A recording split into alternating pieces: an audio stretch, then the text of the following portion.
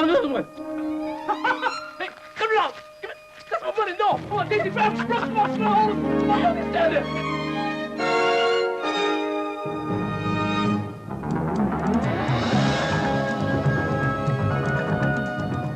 Next week, the discovery of a key to a long-lost fortune, and that's at the later time of 7:25.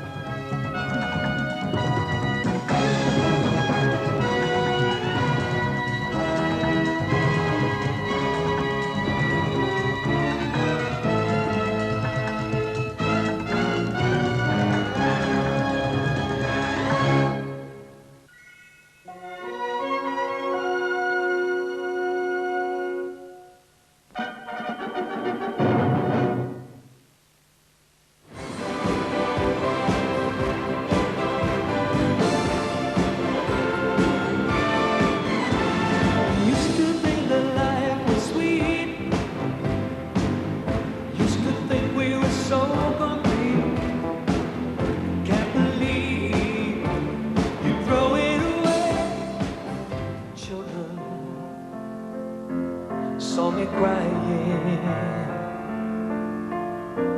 I thought I'd had my share of that, but these missing nights are the longest. Carrie doesn't live here anymore. Carrie used to room on the second floor. Sorry that she left no forward. Cliff Richard in concert tonight at 9:25 on BBC1. In 50 minutes, Panorama examines the police bill, which defines our rights before the police and their powers over us. First, Points of View with Barry Took.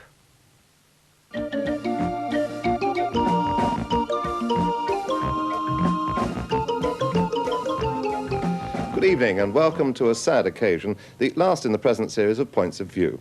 In the 12 minutes or so we've got at our disposal, I'll try to get in as many of your comments as possible. First, some frivolity. The common sense will come nearer to Panorama. And this letter from Peter Grundy of Stoke-on-Trent. Whilst viewers like you and I have no trouble in following the plot of such spy stories as Smiley's People, etc., there are others, in particular my wife, who have some difficulty in making out just who is on which side, has changed sides, or is about to do so, and so on. I therefore suggest that for these programmes we have CFAX subtitles for the hard of understanding. And here's Aminda Buttinger of Tooting with a revolutionary solution to the puzzle of what subjects to tackle on Points of View. It's the all-purpose letter. I'm just writing to thank the BBC for... It was brilliant and so sad, with a very heartbreaking ending. One of the best films I've ever seen. Hope there'll be more like it. See, just fill in the blank. Instant Points of View.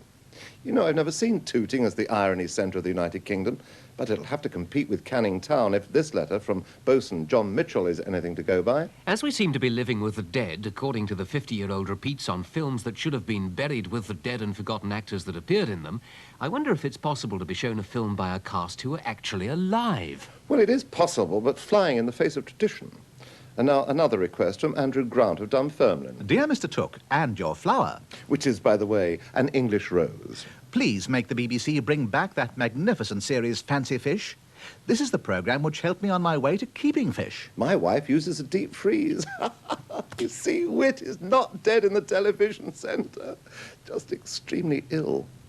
But on the subject of food, here's Keith Chadney of Chingford, who is... one of the million vegetarians in Britain. Quite.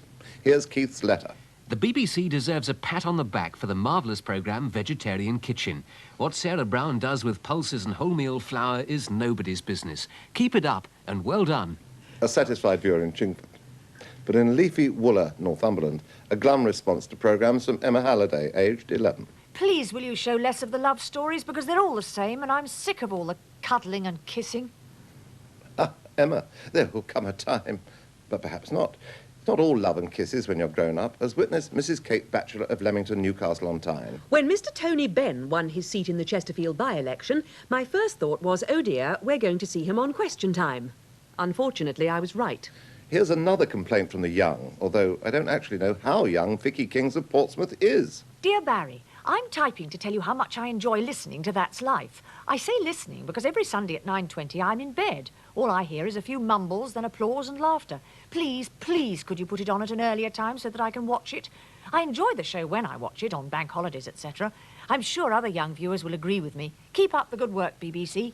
Ah, but if you did see it more often, you might come to agree with Mark Barber of Chelford, Cheshire. I am writing in disgust at the programme called That's Life. It's nothing like life. The same boring items are investigated, and last week one of the team got into a bath of slime in the studio. That's a bit upmarket for That's Life. I was disgusted and astonished. Well, it takes all sorts, as they say. Well, now here's a viewer who's neither disgusted nor astonished. Frankly, it's hard to tell what emotion Mr. R. Scott of South Shields is expressing, although his message is clear. Dear Mr. Took, as a breeder, devotee and owner of English bull terriers who are avid viewers of Monday earlier evening television, the corporation only... Of course, what else? It was with alacrity that we all settled down in front of the box to watch Manimal. That's you and the bull terriers. I see. Our expectations, however, were dashed as we watched Professor Jonathan Chase transmute himself into the form of an eagle, a lion, a cobra, or whatever, without even attempting a passable facsimile of the English bull terrier. Good heavens, really? Is the professor unaware of the fact that the English bull terrier is the gladiator of the canine world? And Mr. Scott encloses photographs of the breed to underline his point. As Manimal is an American series, I suppose if Professor Chase does turn into a dog, it'll be a traditional American breed, like a Schnauzer, a Doberman Pinscher, or a Dachshund. You know, we in Europe have a lot to thank the Americans for, even Automan. Do I hear a dissenting cry? Well, here's Miss M. Lloyd of Gospel, springing to its defence. I object to people saying Automan is rubbish. My 80-year-old gran watches it and thinks it is great. Good on you, Granny. But not all viewers think that all programmes are great. Here's W. Hardy of Time Mouth. If it was the BBC's intention to save Carla Lane from the workhouse, why couldn't they have given us a repeat of Butterflies, instead of offending viewers with that obscenity leaving? Well, it's hard to know how many viewers it has offended. Yours is the only letter that we've had on the subject, but pray continue. Inside of 5 minutes, we'd been subjected to a detailed description of a recent coupling by the main characters, soon followed by references to the more delicate parts of the human anatomy in terms more suited to a stoker's mess. This attempt to be funny was the equivalent of a small boy shouting knickers. Oh, come on, it can't be as bad as all that. Let's see a moment from the latest episode. So, this man let himself into your house without consulting you, I was there. and unbeknownst to you, took possession of items. He didn't take possession. He asked could he have them. Items of considerable importance. I don't mind if he comes back for the milk jug. He's already got the sugar basin. I just needed someone to talk to. I am a solicitor, Mrs. Ford, not someone to talk to. When couples come to me, their marital ship is floundering, and I am not here to refloat it. That is the function of the Marriage Guidance Council, the church, your mother. I am here to render the final sinking blow, to steer the injured ship steadily and relentlessly onto the rocks. This is a breaker's yard, Mrs. Ford. There you are, leaving. Seems fine to me. As we are leaving until September, there are a few loose ends that I'd like to tidy up before I vanish. First, my ties. I've worn various ties in the series and received several letters about them, particularly this one. Pipe Major R.D. Veach wrote last December... Can it be that at one time in your life you served with Pontius Pilate's bodyguard? The neatly knotted tie you sported on your programme Points of View on the 23rd of December must be that of the Royal Scots. True, false, or an error? Please do tell your viewers north of the border. Not true, I'm afraid. But here's Muriel Keane writing from Walsall last March. My husband and I watch your programme every week and were absolutely intrigued this evening to see you wearing a black watch tie. Would you put my husband's curiosity at rest and reveal your connection with the black watch? None whatever. This isn't a black watch tie. Nor is it... But here's Rose Hellerman of Gloucester putting the question. Since when have you been wearing my school's, at Denmark Road High School for Girls, Gloucester, tie? Have you changed sex? No. Next. Oh, yes, Marie Bingley of Leon Solent. I was watching your programme yesterday evening and was immediately taken by your tie. Was it the tank corps tie? No, I'm afraid it wasn't, and indeed isn't. David Wiseman, writing from Edinburgh, suggesting that it might be a Royal Scots tie, came nearer when he said in his letter... The Royal Eastbourne Golf Club has a similar one.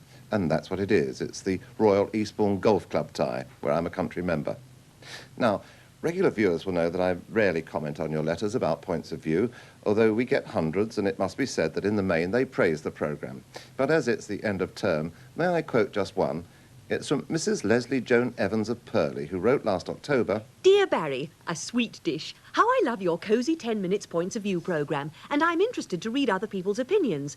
But for me, the best parts are to hear your delightful fruity voice and to see your super custardly face. Thank you. But back to reality, and the question, is British television better than American? Here's Jenny Jones writing from St Albans. Isn't it about time we clarified the situation with regard to the fantastic idea of cable TV? After living in America for a time, I think it is about time that the people of Britain knew that it is not as good as it is cracked up to be. In her letter, Jenny Jones makes several interesting points. Many channels carry the same programmes. And in America, We found that it was extremely expensive to rent a television, at least 3 times what it costs in Britain. and the expense doesn't end there. To get the cable TV, you have to pay about £5 a month extra. And then, if you want to have the specials, i.e. HBO, which is a movie channel, you would have to pay an extra £3 a month per channel. Add this up over a year and you would realise that the television licence is not such a bad deal after all. And Jenny Jones concludes her letter, You can give some people 1,000 channels and they still would not be satisfied. quite, but how could they be satisfied? They'd be missing 999 other programmes every time they switched on. Mrs. D. Mitchell of Keighley, West Yorkshire, makes a lot of sense too. I have lived abroad and find generally that television in Britain is 100% better than other countries. But Mrs. Mitchell feels that viewers should comment on what they see. So, British viewers, do criticise to make producers, etc. give us better programmes, but do not grumble that there's nothing to watch. For the next few weeks, the emphasis is going to be on sport, tennis, test matches, and the Olympics. And, of course, Horse racing. which, says Mr. D. Brown of Totton, Hampshire, he finds... Boring, boring, boring, boring, boring, boring, boring. Oh. Thank heavens he's dozed off. I thought he was going on all night. And if it's not racing, it's show jumping. Here's Eleanor McCabe of Hamilton Strathclyde. The BBC have ruined my Friday and Saturday night's viewing, when I should be sipping tea and munching biscuits, watching either Cagney and Lacey or Starsky and Hutch. I have to put up with that stupid, absolutely boring, in my view, horse show. Ah, but not the view of Sarah Braithwaite of Southend, however. I feel that I must write to congratulate the BBC's coverage of the Royal International Horse Show. So there. But now, as our programme draws peacefully to a close, let's finish on a note of delight. The programme that inspired it, Top Sailing. First, Simon Mudd of Malden, Essex. Watching the rebuilding, launching and eventual sailing of the Velshida really made me wish I could have been there. And if television prods people into activity, there's hope for it yet.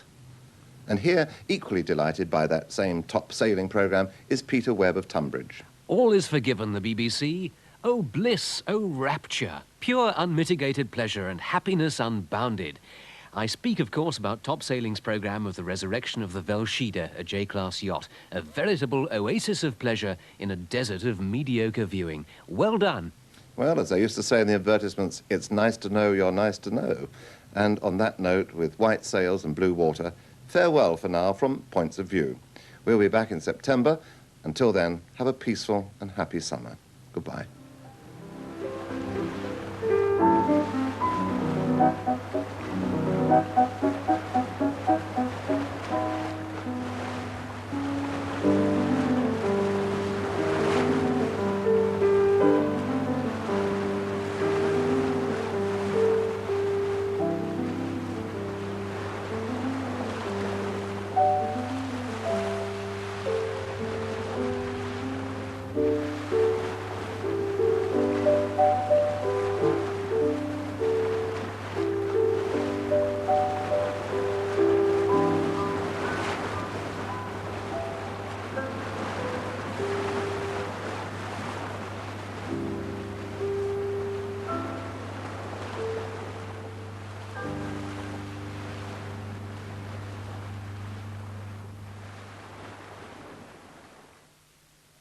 Although Points of View has finished its present run, you can still continue to air your views by writing your letters to Radio Times, and this is the address. Radio Times, 35 Marylebone High Street, London, W1M, 4AA.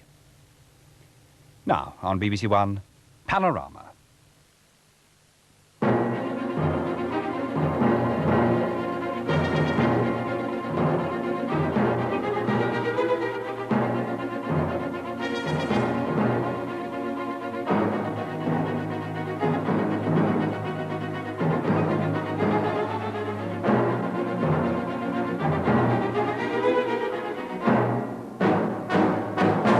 this bill is the greatest attempt to invade civil liberties in this country in peacetime that we have ever known in modern times.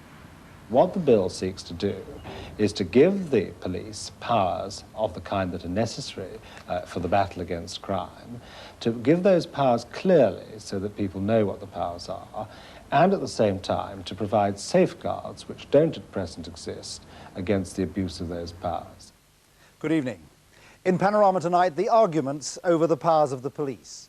Is the government getting the balance right between the need to fight crime and the need to protect the liberties of the individual?